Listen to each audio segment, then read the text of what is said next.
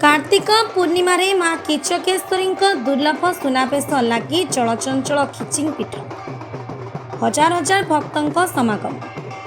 मयूरभंज जिला खिचिंग स्थित जिलार अधिष्ठात्री देवी माँ किचकेश्वरी मंदिर में आज पवित्र कार्तिक पूर्णिमा अवसर में सकाल 7 घटिका अपराह 3 घटिका 30 मिनिट पर्यंत माँ का दुर्लभ सुनावेश महा आडंबर अनुष्ठित हो जाइए।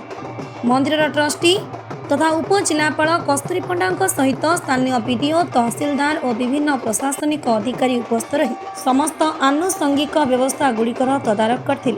सेहीपरि आईन श्रृंखला रक्षा निमंते उपखंड पुलिस अधिकारी नवकृष्ण नायकों प्रत्यक्ष तत्वावधान स्थानीय थाना अधिकारी नेतृत्व में पुलिस बल मुतयन रही।